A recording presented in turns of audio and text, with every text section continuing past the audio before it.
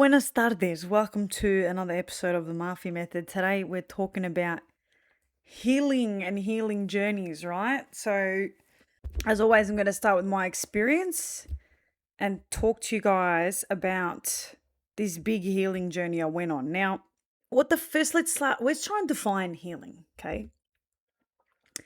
Healing, obviously, you think it means to get better.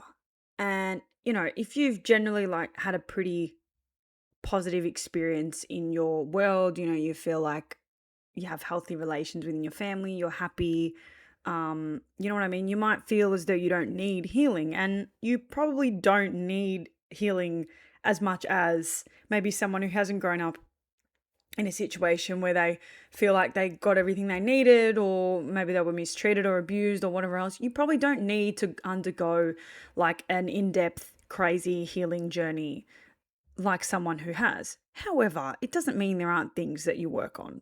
Okay. You may not have to take yourself across the world or to a retreat and spend time away and just really be like isolated and with yourself and pretty much away from society, to get deep into your psyche to try and like reprogram. That may not be for you, right?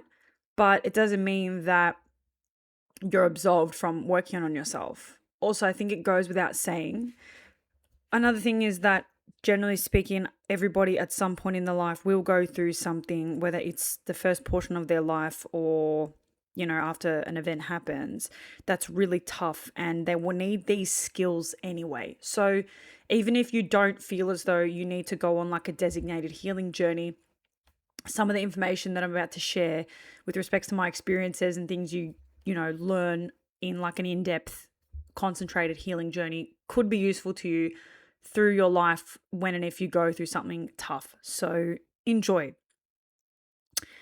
What got me thinking about this was, well, I spoke about it a little bit yesterday when I recorded the episode about like from healing to healed and like what I'm doing. But I pulled out this today. So this is a bunch of rap lyrics, like it says on there, rap lyrics 24 to 25, rap lyrics that I wrote from 2024 to 2025. And well, firstly, I just want to show you guys the contrast in like firstly the colors and the handwriting. So I'm going to try and get like all right. So this was 2020. Let's do a compare the pair. Same age, same income. His fees are lower, his fees are higher. What a man. Right. So this is, you really can't see much on this camera, but I'll do my best. This is like some lyrics and stuff that I wrote from 2024, just for example. Okay?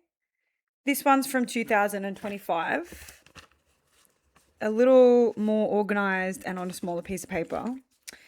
And this one's from now, 2026. Now, just by looking even at these two, okay? Even at these two. Are they not two different people?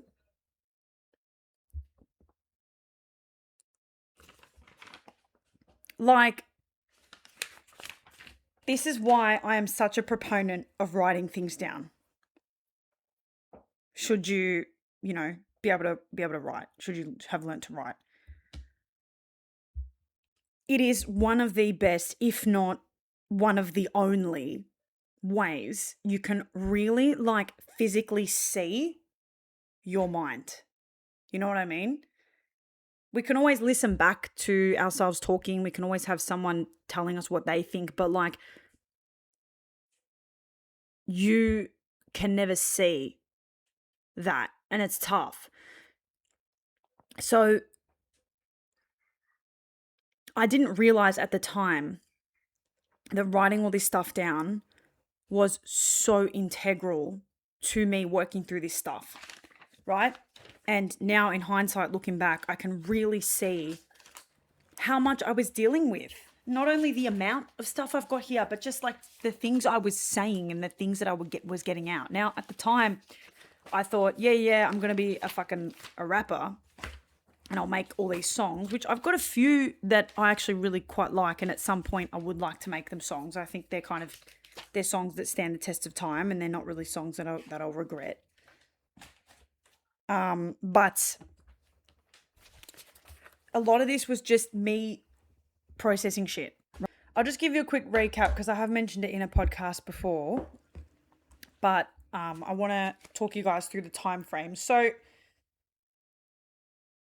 I left for Spain in 2024 on the weekend of my 25th birthday. And sorry if I'm fidgeting. I've just got to get this shit out of the way so I can speak. I left on the weekend of my 25th birthday, and I wasn't able to settle into a property where I could really like breathe and start this process properly until the end of April, start of May that year. So February to, let's say, May, I'm blanking that out. That was not me healing. That was just me trying to like find a place to do that work. But I knew I was going to have to stop and get into shit, okay? So from May, April, June, July, August, September, October. So for at least 7 months solid, all right? I had a roof over my head, a bed, okay? And, a home. Not much money, really not much at all. Whatever I had left over because I had to pay for that property in advance. But my point is I had my own space and, I had enough to keep me alive and I had safety and whatever else. And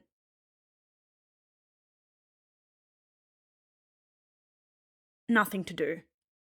No one to be, no where to be, I did have an internet connection on my phones and stuff, which proved to be good because I could still create and, when I really needed a chat with a friend, I could, but there were only 2 people that I knew from back home that were checking in with me here and there. That was really it. And of course they have their own lives too, so it's not like they were calling me all the time, but I was pretty much on my own. It was a tough time, guys. It was a really tough time because even though I knew I was taking myself on this really deep journey, I didn't know what was going on a lot of these days. I did a portion of it completely off all substances, but I was smoking tobacco, here and there smoking weed, still drinking my coffee and drinking alcohol here and there as well during it. But I did do a portion completely sober. I had also used substances as well for a lot of my life, which I've mentioned on here as well. I started smoking and drinking really at like 15, 16 years old. And I'd use these things for, 10 years at that point in time. I was 25, on and off, to help me get into the depths of my psyche and also just distract myself from problems, right? So at this point in time, whilst I had sort of made a connection that it wasn't the best for me and then I was ignoring shit, I still some days was getting really deep. And even through this process of like doing the work irrespective of like whatever I was consuming, I started to realize that my healing work was working when sometimes I would have a substance and there wasn't things for me to like purge and get out. When like you use a substance and then all of a sudden one day, like the way it makes you feel changes. It's like you move through it and it's like its purpose has been served. You know what I mean? And even though it's not as intense, I'm finding that with coffee and caffeine, right? Which is why I've slowed down on it and I'm reducing my intake, right? So that started to happen like a few months into this journey, but it was still very up and down and God, it was so incredibly messy. That's why it's hard for me to even explain this to you. So I'll try and break it down into the months. and I've got to look at my camera roll to guide me here, because I'll be honest with you guys, there's a lot of this time that is really missing in my brain because it was just so chaotic. I still had a little bit of money as it looks here. I'd bought myself a little gym membership, and yeah, what I had decided to do was at least keep myself going by prepping for a bodybuilding show, which I was going to compete in, 6 months later. So just looking back at these photos, I still hadn't dropped any of the layers I needed to drop. I just thought, cool, I've got my space now. Now I have the time and the space to breathe, to do this bodybuilding show, and for no one to piss me off. So I got a gym membership and I started doing my prep, right? I was taking my check-in photos, whatever else. I was DJing a little bit at home. I bought like a DJ table and some equipment, but I wasn't really letting it take me. I was still kind of doing the shit that I was doing back in Melbourne here, with the training and like trying to work from home all the time and whatever else. I was rapping a lot too. I was doing my lives and I was just kind of living. I started running again, all the rest of it, Then I got a little boyfriend for a bit. That was cool. That ended pretty badly. Whatever the fuck else. But he was helping me with some of my modeling work and whatever the fuck else. So that was all right. And then when I really cracked was when I was fully broke. So that was in June. So 2 months later. And then I cracked again when I quit the prep. When was that? Probably about here.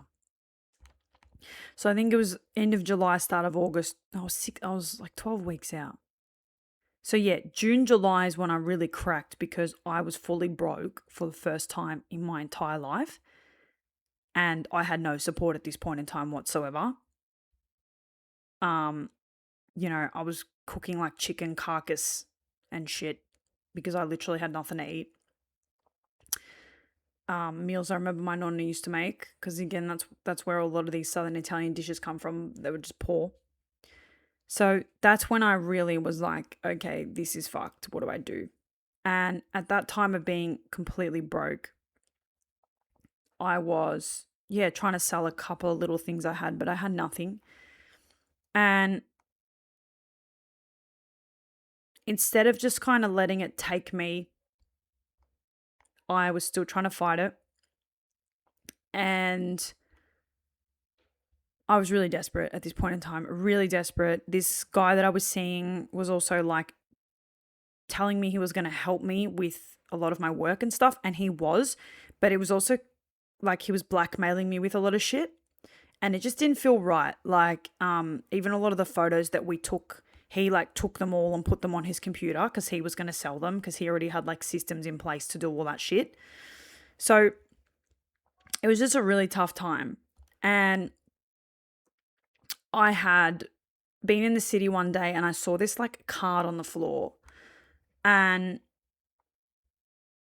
I didn't realize what it was for. I just kind of thought, oh, you know what? Maybe it's just like dances and shit like that. So I took this card and I told them like, hey, I'm a DJ. I can maybe come and do like bachelorette parties. And I was like, fuck it. I'll just wear lingerie. You know what I mean? I'll just like do like sexy DJ type shit, whatever the fuck else, right? Anyway, so I'd messaged this company and they wanted photos and everything. So I sent them a few photos, right? And I told them like, this is what I do. This is what I'm comfortable doing. Like, I just do this. I just do private functions. I don't do any like full service, anything like that. I'll just, fucking dance around in like a bikini or lingerie, literally. And they were being really weird with me because what I hadn't realized is that they were a full service, but they weren't telling me they were full service. They were trying to get me to go there. And then they were like, just saying things like, oh, it's this price for that. Can you come at this time? Can you come here? Can you come there? And basically what they were trying to do was court me into a position where I was forced to do sex work, and they weren't telling me like what it was over the phone. So there was this one day when I was going through that, And I was just so defeated this day. I want to try and find the photo. I was so defeated by being broke and like literally struggling to eat. And, they were offering me like money. It was ridiculous for like what I knew they were going to ask me to do, but it was money. And this one day, I remember I was so exhausted and I hadn't had much to eat. And I took myself to my local park and I just went on this swing. And I lied there in the sun and I swang and I swang and I swang and I swang. And I was like, you know what? Firstly, this guy's not being honest with me. But secondly, like, I don't care how broke I am, my dignity and what I'm comfortable doing for work, more to the point, okay, needs to be the thing that I keep here. Because I'm like, I'm never going to live with myself. Okay, I'll be earning a little bit of money. Then I'm like, then I have to go and do it again and again and again and again and again. And I was like, I don't want to get caught in this trap. Like, you know what? There's got to be another way. So I decided that. And then he was calling me and calling me and calling me. And I just like answered and I screamed at him a bit. And then I blocked the number and that was it. After that, I went home and I just like chilled. And then I had all these ideas come through for like how I could reshape my coaching business. Right. And I thought, you know what? I'm going to redo it and reopen it and I'm going to start trading again. So I started, and then what actually happened was that got me into contact with some people from back home again. And I had a family member start training with me. So that gave me enough money for food for at least 10 weeks. And then at that time as well, just kind of seeing if anyone wanted to work with me. I'd also had a friend say, look, no, I don't want to work with you, but I'm happy to lend you some money. Here's a period of time, to pay me back in. So that was then enough money to move me to my next stage because I had to leave the property soon, but I ended up leaving early because through the summer, that property had actually acquired mold. And I believe the owners knew about it. And what they did was they positioned a piece of furniture in front of this mold. And I had never been exposed to black mold. It can happen, but it's more common in like the north of Australia where it's really humid. Very common here in Spain. It gets really humid in the summer. And I just started to have all these crazy reactions inside the house. So that was affecting me like on top of already going through being broke for the first time in my life, which was a really tough thing to go through. I've never been without resources in my life. Alhamdulillah, I'm so grateful for that. And now having been broke, not once, but twice, like having been broke a few times in my life, right? I really am a lot more grateful and appreciative for certain things that I had growing up and again, sacrifices and effort made of people before me to make sure that that wasn't the case. When you are completely stripped of all resources, okay, and you feel like you have no hope, you don't know anyone where you are, you're not very well versed in the language or how things work there, you don't have a car, you can't get away, you don't know what to do. You have no choice at that point but to go inside of yourself and to try and figure it out. Or you can keep pushing and decide that life is shit and things happen to you and you have to push through it. And you can do things that are against your moral compass or against your beliefs to make money. And the easier and the smarter option on the surface seems to be to do the thing to earn the money to help you survive. And I felt insane and psychotic for being flat broke and having to cook chicken carcass and sugo and last that out as many days as I could. I felt insane for doing that instead of pushing myself to go and make some money. However, the only jobs that were available to me were jobs that were not even going to be worth my time at all, jobs that were going to be things that were completely against anything I believe in. And also, They were not jobs that were going to assist in my healing process. So I just decided I will sit here like a bum and be a waste of society and be poor and fucking cry about it until I can figure this out and move through it. So that's what I did. I still had an internet connection, you know, I still had my notepad and my pen. I still had a roof over my head, the cat by my side, and a bed. So I was like, fuck it. You know what I mean? It was a very low point and it was very dark. So it wasn't really until I was materially without money that I realized I had to change things. I was so stubborn and set in my ways that God had to take me to that point, okay, to break me just enough to get me to wake the fuck up. Surat Al-Baqarah, there is a section of it that says, لا يكلف الله نفسا إلا وسعها, which is Allah does not burden a soul beyond that it can bear. This belief will get you through the shittest and the worst times of your life. Because if you understand and truly believe and know at your core that like whatever hardship you're going through, whether it be physical, whether it be more of a mental thing, or whether it feel like a spiritual thing, if you know that this thing is designed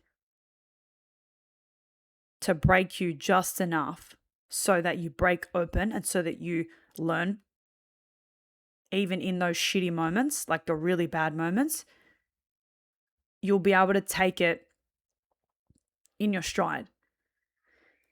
So I didn't realize at the time that, you know what I mean? I just thought that I was a mess and I was fucked and I was making mistakes.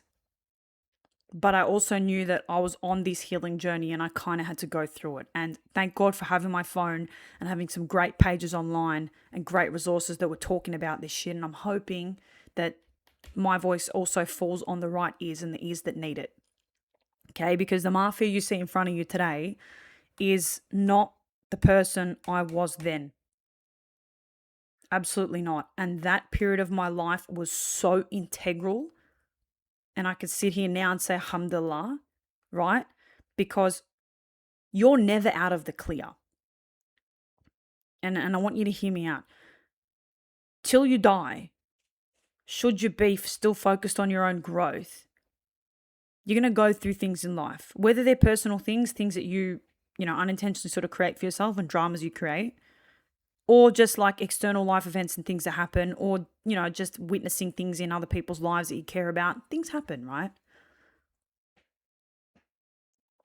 When you get taken to that depth of yourself, by yourself, with no other help, and you don't have a choice but to drop in, but to trust, the skills you gain from that are irreplaceable and will be useful for you for the rest of your life in some capacity. There is always some point to that.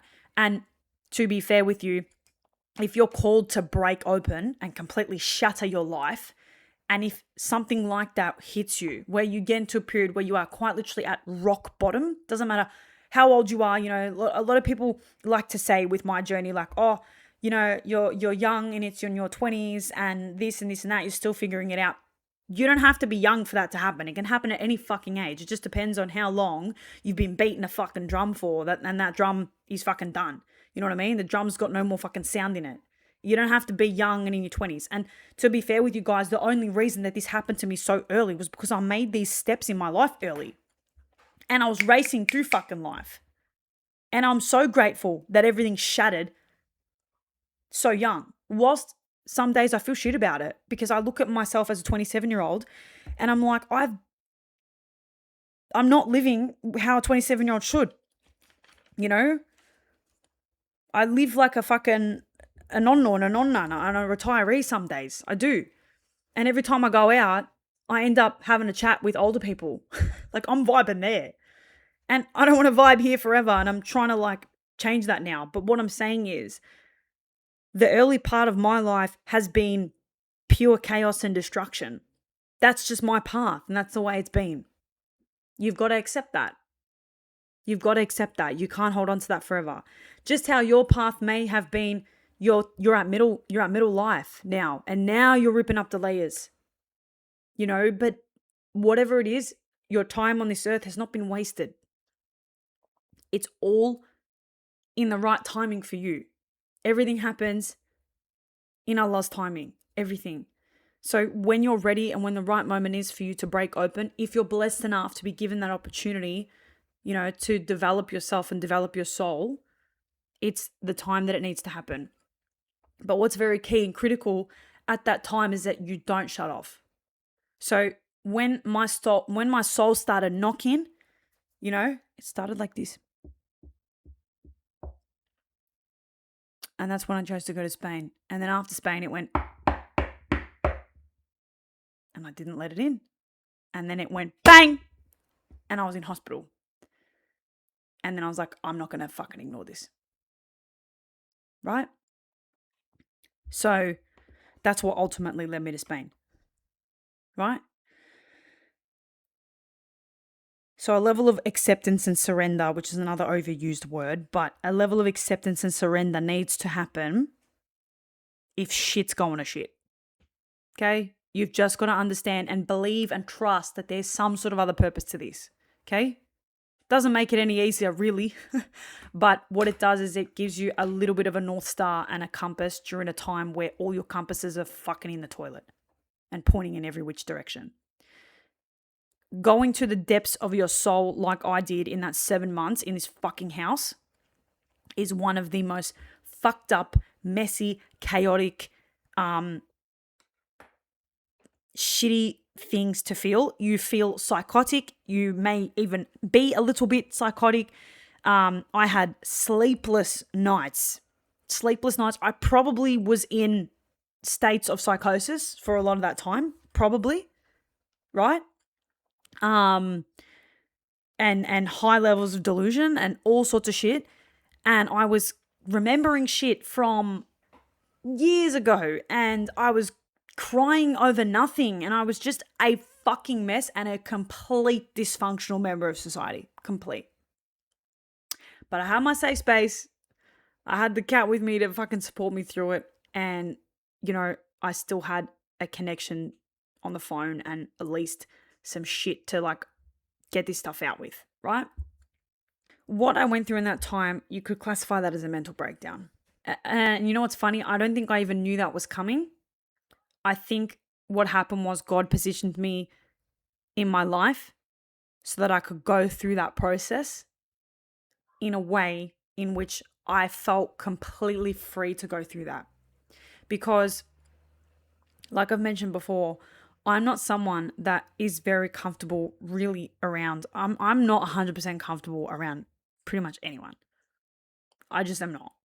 So I've learnt to not judge myself in those moments where I'm feeling fucking nuts. And, for example, taking myself on an acid trip, right? Being my own trip sitter in that moment.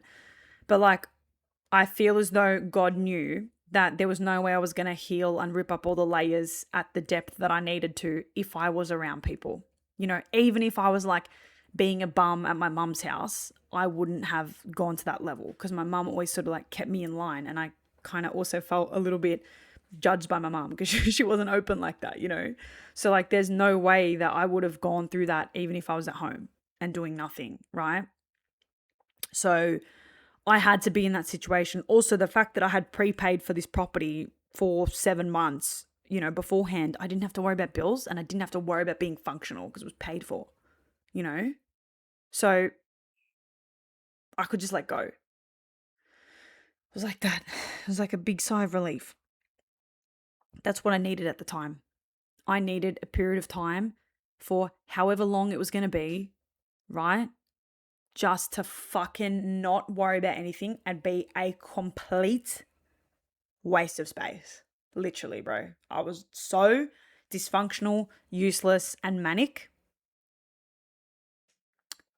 that I don't remember a lot of it. And looking back at photos and stuff from that time, Sometimes it makes me a little bit sick. Sometimes it makes me a little bit sad. But I know that that period of time in me being a complete fucking mess needed to happen. Another thing I want to share with you guys is how much my face changed and how much my voice changed after that period of time. And even more so last year when I was sort of working through the assault stuff, how much more inflammation and fluid I dropped, and again, how much my face has changed from working through that. See where Toto has got himself, right? To my kitchen. I can't even, I'll tell you the truth, makes me fucking sick listening to the way I used to speak. Because I can just hear the resistance in my tone. I can just see how much I'm in my ego. And how much I'm not connected with myself, and how much I'm like, honest to God, can I be really honest with you guys? Listening to these back and hearing the person I was, I'm like, fuck man, I wouldn't be friends with her. Straight out. That's how I feel looking at this. Like, I just hear the tone of my voice and how much I'm like, yeah, and I'm just like, yuck. Like, I would not want to be fucking mates with someone like that. She just seems so like up and fucking like this, you know? Your purpose and your intention is so much more powerful than the what. For so long, I was so attached to like the what I was doing, and then I would try and make that what then come back and lead the intention. But the truth is that what is going to change throughout your life. You have different phases and different seasons in your life, and how you manifest and how you project into the world and what you do with yourself is going to look different at different parts in your life. But you probably find that the purpose and the intention is pretty similar in all of that, right? Before this happens, focus on this, lead with this always, and then that will happen. And it might be something different than you imagine, but that's the beauty of it.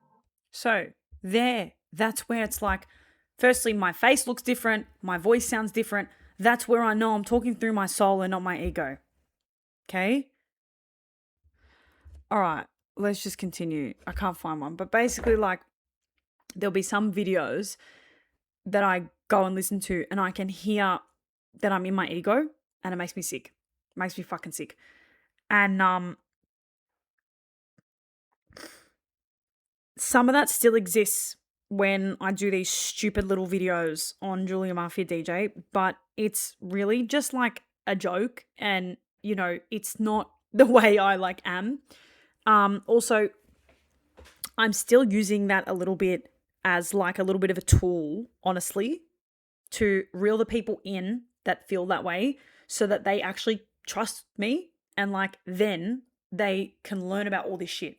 Because for people that used to be the way I was all the time, you know, you hear these words, healing, fucking trauma, fucking this, that. It's like, fucking get over it. Don't fucking tell me about that, mate. Shut up. You know? Really. But it's really important stuff. It really is. And it's tools we got to learn in our life, right? Because like, even if you're closed off to that shit or you're not, like, life's going to throw shit at you. And the only way you can access these sorts of like tools, right, is if you have an open mind and you drop out of that ego a little bit, you know, and you understand that there's this other element to us as humans, and like that needs to be strong too. You know, we've got to have a level of ego in our life, and you know, we could get into a whole ego versus soul fucking thing. Our ego is like our best friend that never leaves us, and it's still always there, and sometimes it needs to rear its head and sometimes it needs to come out. Okay? You know?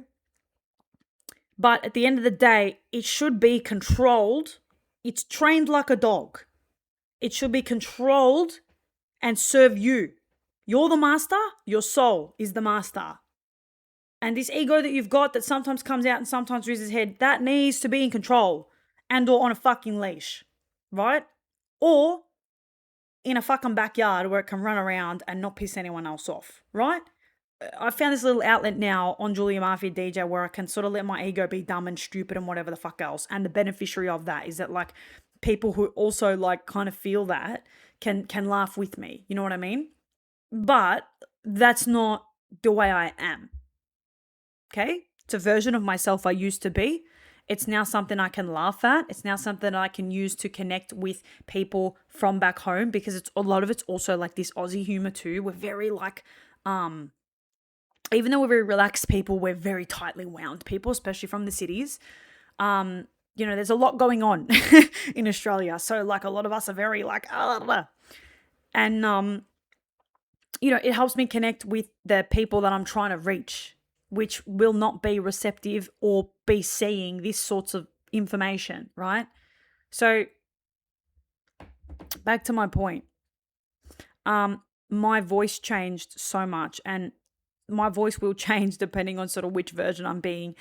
And another tool I've used apart from writing is like voice recording, and voice recording to myself. I still even do it here and there sometimes now just to figure out like where I'm at. But depending on like the way I sound, I can tell whether I'm speaking through my ego or my soul. And when I'm speaking through my ego, I'm speaking through a place of fear.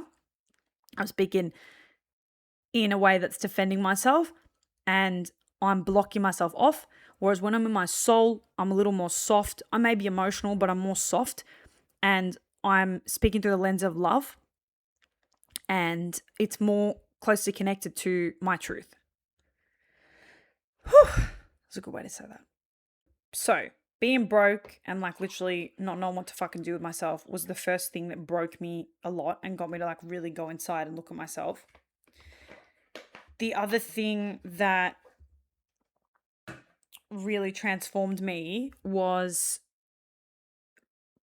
getting to a point where I was 12 weeks out from competing, which, by the way, how I was going to have money to compete, I fucking don't even know. But getting myself 12 weeks out to a show and then having to accept that I couldn't do it alone because I was so fucked and my health was so bad and I was alone and I had no medical team, nothing. That's when I had to be like, again, drop another layer of my ego and be like, I've got to stop doing this to myself and putting myself into these corners. So that also caused me to drop another layer because, all right, I was broke, but that didn't stop me. I'd already paid for the gym and I didn't have to eat much because I was fucking dieting. So even though I was broke, I was still pushing and trying to compete. And I thought that I was going to miraculously fucking figure it out, which if it was for me and it was part of my path and it was what I was supposed to do, it would have all worked out. But part of my path was for me to fail at it. That was my path. That shit needed to happen. I needed to be dry of money and I needed to have a really bad health episode and then be forced to quit and fucking look at myself properly. I needed to. Because let's say I had have been able to compete and like got it done, that would have been a massive nod to my ego. And my ego didn't need any more fucking ticks. It needed to sit the fuck down, and, be put in a fucking naughty corner whilst the soul took over, And depending on how much in your ego you are or how fucking testadora you are, it may need more. It really just depends. So then I really started to, say some things that were more profound, like what I said, and really drop back into myself when I let go of this bodybuilding thing.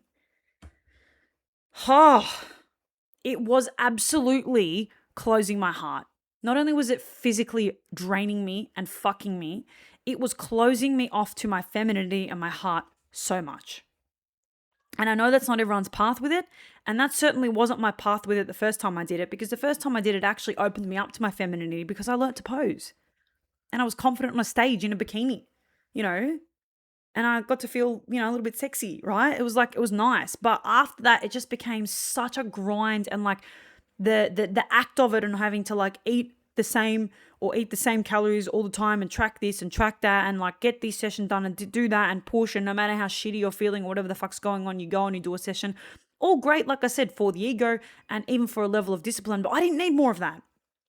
I've been a fucking drill sergeant in my head my whole life, you know? And my mum, guys, she's a lovely person, but she's very fucking staccato, you know?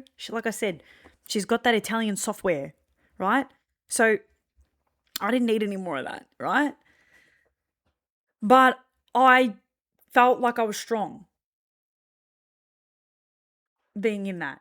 I felt like I was strong. And when things in my immediate life and in my very inner fundamentals were falling apart, such as being broke and such as having my health so bad that I couldn't get out of bed for 3 days, right? I didn't have a choice but to drop it and to look at myself and to understand it wasn't working and it wasn't helping me. So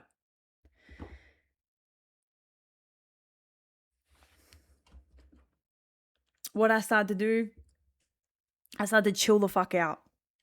I started to quote unquote accept defeat, but I just started to understand that it was time to move different and it was time to do some other things, you know?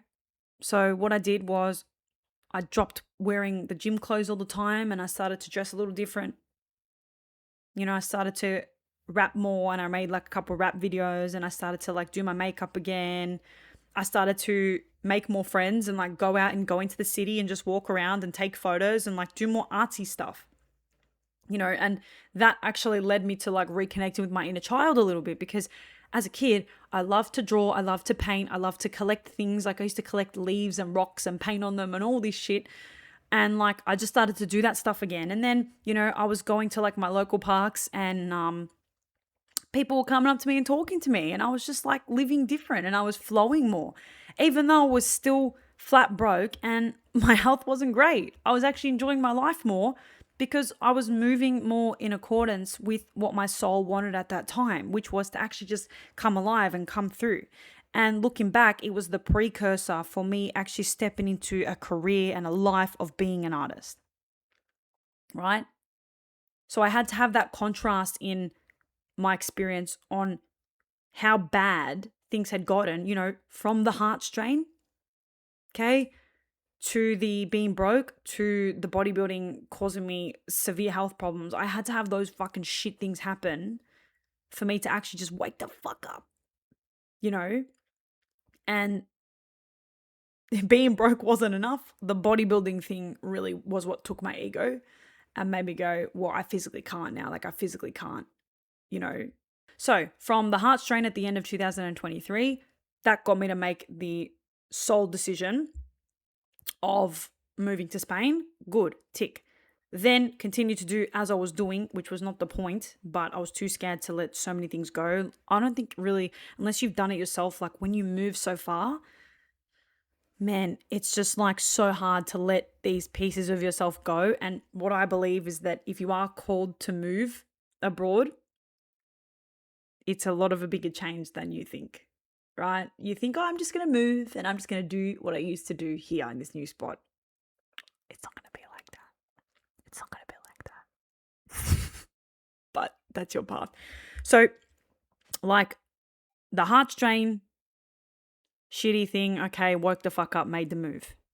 Being broke, okay, didn't do something that was going to compromise my moral integrity and just like decided to suffer and being broke. All right, cool. Bit of a soul win there.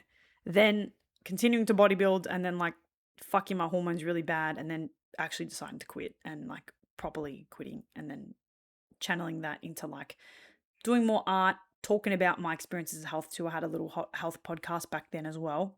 And just channeling everything I've learned into like a different new thing. So every time something shit happened, I saw it as a sign. And through those 3 incidences, I kind of started to build the trust with God of like, all right, I understand you're putting me through tough things for me to move different. And also going through those things, you know, I think like those were 3 pretty dramatic things, like almost having a heart attack, being 100% broke and, having my health so bad that I couldn't leave the house and like leave bed by myself, like far away. Those are pretty bad. Okay. And did I learn from those times? Fucking oath I did. Fucking oath I did. And now when and if things get, or they're on the downward slope, right? I don't wait for them to get to the point where I'm at the complete bottom anymore, because I've been to rock bottom more than enough times and I don't want to experience that again. And I know that I can't handle it. And you know what? Allah knows I can't handle it. That's why He doesn't put me there. Right? I've learnt enough. And when I'm starting to get on that downward spiral, or things aren't going well, or I'm like losing my head a bit, I don't sit there too long anymore. Right? But what I do is I stop. When it's happening, I stop. And I go, all right, okay, this isn't positive, but it's here. So what can I do to start turning around and walking back up? What can I do? Right? Instead of just going, oh no, I'm not on a downward spiral. I'm not. And ignoring it and continuing to do what I'm doing. I don't fuck around with that shit anymore. I don't. I've been through it enough times and I don't like to play with my life like that anymore. Maybe that's just me maturing. Maybe it is. Or maybe that's just me being so exhausted of my own shit and so exhausted of going through so many traumatic, awful fucking things that I'm done. Maybe it's that. I don't know. Another thing that I had to do a lot on that healing journey was mirror work. So what I actually did was I looked at my eyes in the mirror a lot. And I would speak to myself, and sometimes I would speak to certain people and situations that I had been through that had really hurt me and damaged me, and I would like get it out. Sometimes this took hours. What I also did was talk myself through stories and explain them as if someone was there with me of really tough things I went through, and let myself feel all the shit emotions and cry them out. Some of these stories I shared on my health Instagram at the time. Some of them I didn't.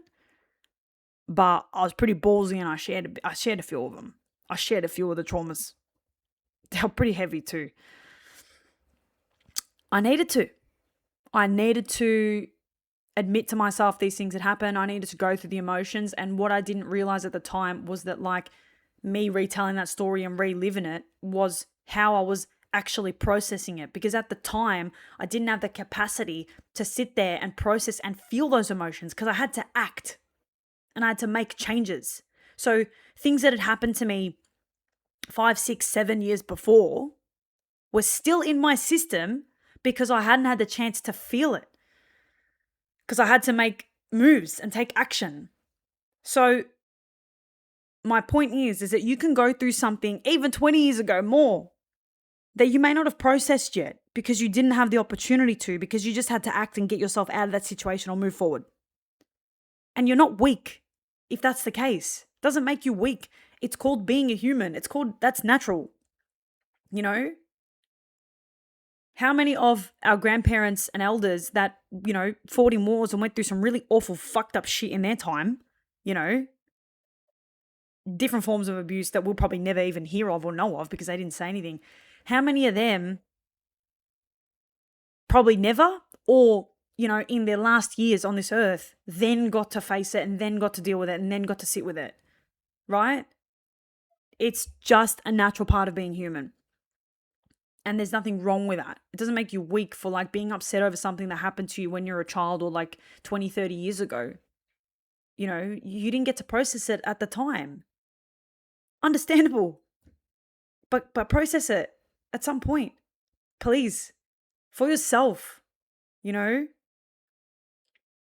It's the worst thing to have these things on your conscience. And all that happens is you bury them down. You think you've dealt with it. And then that emotion doesn't rest. And then that thing gets triggered in you so much. And then what happens is you bleed on people who didn't cut you because their presence in your life may be triggering that very wound. Or their presence in your life might be even asking you to heal that wound. Someone's presence in your life, okay, could be pointing you towards a wound that you have in a positive way, not in a trauma bonding way, in a positive way, to call you to open up to that and to work through it. People can also be blessings. I know a lot of the time I talk about fucking people are toxic, fucking run off, but like people can come into your life to be beautiful sources of healing as well. People can really help you look at yourself and like understand things you need to move through. And again, that's a blessing from God if he brings you someone direct to work through a certain wound, But you still have to look at yourself in that process, right? So there was weeks on end where I was retelling stories and then saying things, just into the air towards people that I wish I said or I never said. And it was very healing for me. And I got to like process it and let go of it. However, then there was the body clearing. So after I like talked through it and got it out of my system and like said what I need to say and screamed and shouted and whatever the fuck else, then I had to release it from my body, because when you experience emotion, okay, there's reactions that happen chemically within your body as well. So when you get like really fucking angry, your heart starts pumping, your pupils dilate, you get a bunch of adrenaline, whatever the fuck else. Now, if that's happening to you, right, for either years on end, the form of CPTSD, or that happens to you in a crazy way in a big event that scarred you, PTSD, if you're triggered, chances are, even if you're conscious of the fact that you're triggered, because you may have done the talking work, and the mirror work and like the pretending that you're reliving it and whatever the fuck else, you're still going to have a visceral physical reaction, right? So that's when you need to be called to do it's called somatic therapy and the body release work, okay? There's so many different ways we can heal via moving the body. And sometimes the best way is to get in there and figure out what's working for you, right? I've done a bunch of different things and I still do. Some days I've got to go and do a boxing session. Some days I've got to do a yoga session. Some days I've got to go for a swim. Some days I've got to go for a run. Some days a walk's enough. Some days I've got to sit there and do like slow tapping movements or like rubbing movements or massage. Some days I've got to do fucking flips and headstands. Yeah? And I've got a video that I need to post about this, so I'll do that after this. Allah, you hear that? Make me do it. So like, what you need physically to heal and work through that can be a variety of things, but the chances is that it's going to be the opposite thing to what the trigger made you do. So let's say you had a very real physical threat repeatedly in your life that made you go into fight mode, which was me, right? I've got to do something that makes me go into anti-fight mode, which chills me the fuck out, right? That's why I love yoga, because it doesn't make me fight. It's the opposite. It's like, even though it's tough, it makes me stop and it makes me be present and in my body. Whereas when you're in fight mode, it makes you fucking arc up and it makes you look out. Yeah, and this is off. You're just worried about, I'm attacking you. Whereas yoga's the antithesis of that. Yoga's like, I'm soft and I'm in myself. No one else outside of this world matters. Whereas fighting, it's like, who the fuck's here? You know what I mean? It's the opposite. So that's why for me, yoga's been incredible for my healing journey. Incredible. And I still look to it. But now I'm actually moving into a bit of a different space with it, where I'm needing different types of physical stimulation. And I'm finding doing this somatic healing and this fascial release stuff really helping me. A couple of days ago, I think, was it yesterday? The day before? No, it was yesterday. The day before yesterday, I did two somatic healing videos. One was for the hips and one was for the hands. And I was crying, crying, crying. And it was just like really small movements, touching sort of movements. The hand stuff was like this. And it was just like a mix of a little bit of stuff you do in massage, kind of Kundalini yoga style movements, and also some stuff I have done before with an energetic chiropractor. So yeah, that's like more somatic therapy and somatic healing, but there's so many ways you can do that, and there's so many words that are used too. Sometimes it's nervous system regulation exercises, sometimes they call it EFT tapping, whatever. There's a million different words that can be used, but basically it was just like a form of yoga, but it wasn't so much moving your body. It was more being stationary and just like activating different parts of your nervous system. And it's actually more of a brain thing. And even though all of training really is the brain, because you're stimulating different parts of the body and getting different things moving, like for example, in a fighting sport, you're really looking at hand-eye coordination and also like the coordination of your body to execute the movement well. And then in like strength training, you're creating new neural pathways to connect to new muscles so you can grow muscle. In yoga, you're learning how to control different parts of your body in like a stationary movement, and it's this really nuanced sort of internal like exercise that's getting you to be still. So there's a million different types of things that happen in the brain and the body, and they're inherently connected, when it comes to training. But when you are learning something new, it's a lot more of a brain exercise, even if it's quote unquote an easier, more simple type of movement. So for example, the other day I was sitting there doing these little basic exercises, crying and struggling, because I'm learning something new and I'm teaching my body something new and I'm releasing as well. That's why I was having the reaction of crying so much, So talking through your problems, important, because you need to acknowledge the shit, right, before you get in there. But the second step to that is going to be physical therapy in one way or another. It can be breath work. It can be Kundalini yoga. It can be standard yoga. It can be just stretching. It can be certain types of massage. It can be EFT tapping. It can be somatic therapy. It can be going to one of those fucking chiropractors that fucking twist your body in all sorts of ways. It can be going to the gym and building your strength back. It can be boxing. It can be fucking karate. There's a million fucking things you can do. Generally speaking, it should be the opposite or countering the trauma you're dealing with. Okay? So I hope that summarizes that point well. So to wrap that point up, right? When you're healing from something, whether it be a long-term trauma or like a direct trauma, okay, first you need to, of course, acknowledge. You need to take yourself back there. You need to physically walk yourself through it. You need to get those emotions out, say and do what you need to say that you may have not been able to do at the time, and get the mental element of it and the verbal element of it sorted out. Okay, that also comes in the form of writing as well, if you like that. But it can be a mix of speaking, of writing. If you need to go to a therapist and you want to talk to a therapist, then fine. But like, it needs to be acknowledged and it needs to be there and out. Okay. And when I say acknowledge too, also by yourself, but it's nice also, this is why therapy can work at that stage, because they're acknowledging that what you went through was fucked up. And sometimes you need someone else to confirm that to you. Right?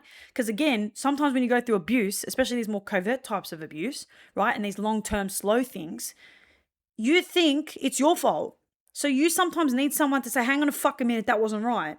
And how are you going to have someone to say, hang on a minute, that wasn't right, if you never talk about it and you never open about it and you never like even express it? So the talking phase, whether it's writing to yourself, whether it's speaking to a voice recording, whether it's talking to somebody else, or whether it's just talking into the fucking ether and then hearing it back and realizing that was fucked up, that needs to be done at some point to a level. That then allows you to understand, all right, I've got this thing that I've got to heal with, and also my body's reacted to that potentially for a number of years, and or in one really intense bout, and now I've got like physical trauma from that. So cool, I've done like the mental healing exercise, the verbal stuff, the written stuff, the whatever the fuck else. Great, tick. Now I've got to get into my body and teach it that it's okay, that it's safe, and we can let go of that and pass that through. That is how you heal. That is how you heal. It's that fucking simple. Okay? The process of it, it's tough because you're reliving shit, you're re-going over shit. Guys, traumas are, by definition, okay, mafia definition of trauma. Trauma is something that was so tough for you to go through that it's affected you on a mental and physical and cellular level. Your body is holding on to that. Your body remembers that. And it has the potential, and a lot of times it shapes your life. You know, it shapes your life. And they do. They make up who you are inside, and they make up the life you live. So if you don't ever clear this stuff from your system, you'll never change and you'll continue living as the way you are. And if you're happy accepting that, fine. Go and fucking and live your life how you've been living it and like stay in trauma and fucking never evolve. Fine. Okay? Don't come anywhere near me. Unless, of course, you want to work with me. But like, fine. Live like that. You fucking, there's another tennis court over there. You go play on that tennis court. I'm on fucking this one. Whatever, I can't. There's a fucking big fence between us. But like, if you're not wanting that, and if you're listening to this, it's probably you, then you've got to accept these things have happened. Like life is traumatic. I said this in a little video on my Instagram. Life is traumatic. Traumas like get you to grow and develop. And at the end of the day, like I've said before, we are spiritual beings having a human experience, not the other way around. You're a spirit before you're a human, right? You're here as a human. What I believe, you're here as a human to learn shit and to develop your soul. And then your soul goes to wherever the fuck it goes, right? For me, my soul's going wherever the fuck and it's never coming back here. Right? That's why I accept every challenge and every fucking shit that comes my way, right? Because I'm like, fine.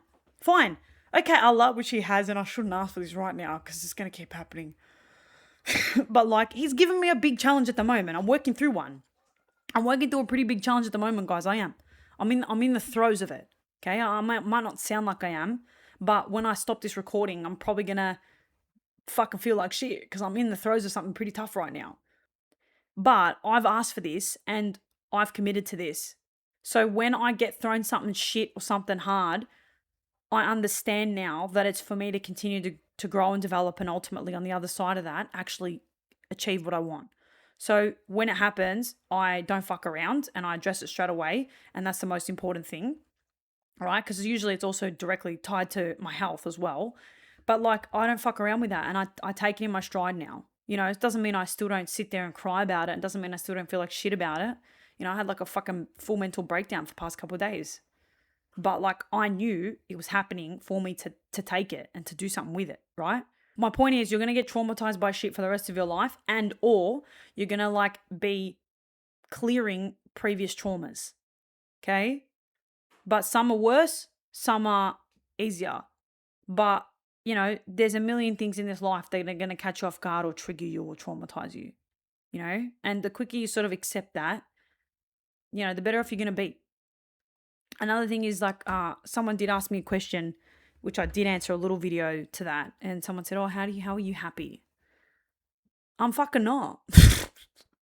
I'm not happy every day. I'm not happy a lot of the time, especially now. I'm going through some stuff. But I'm building. Iman Gadzi. You can't have all three at once. Joy, peace, and satisfaction. Okay? I have peace and I'm really trying to focus on my satisfaction right now. Does that mean I have joy? No. I've given up my joy for the time being because I'm continuing to keep my peace. I've chosen that and I want to be satisfied now. So I know I'm not going to feel joy all the time. I'm not going to feel happy, right? But I've felt a good amount of joy and I've been peaceful for the past 6 months and now I'm ready to like give up some of that joy and fucking go into a bit more satisfaction. That's what I'm chasing now. And that's not always going to make me happy, right?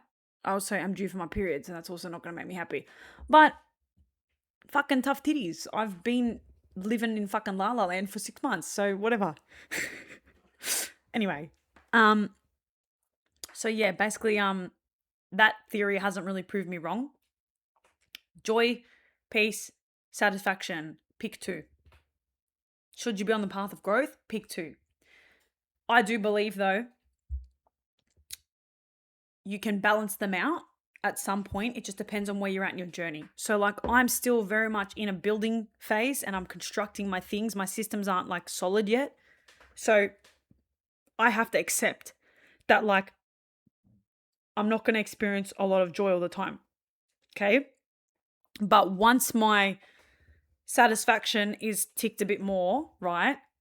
I can probably start to dip into joy a bit more. However, the joy that I want to experience now, I know is going to unsettle some of my peace, because the joy that I'm chasing and the joy that I'm wanting to experience now will be the joy that I experience when I'm DJing, when I'm in clubs, when I'm around people. Now, inherently, when you're out in the world, you're not in controlled environments, peace is disrupted.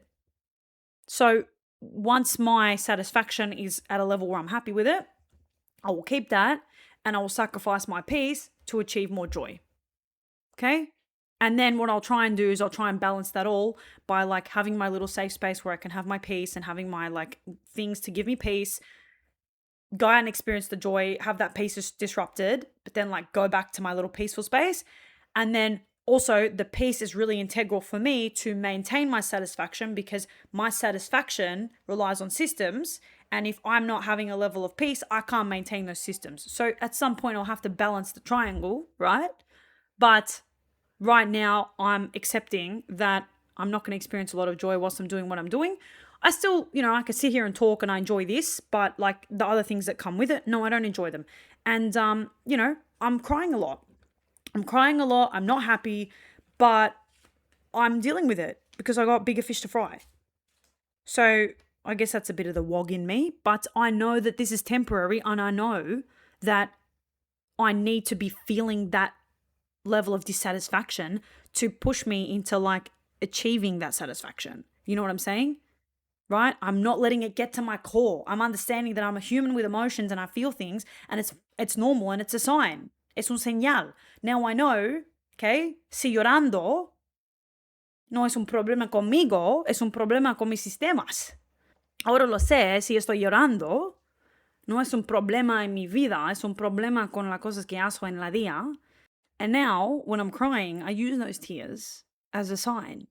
I don't like let it fucking beat me down.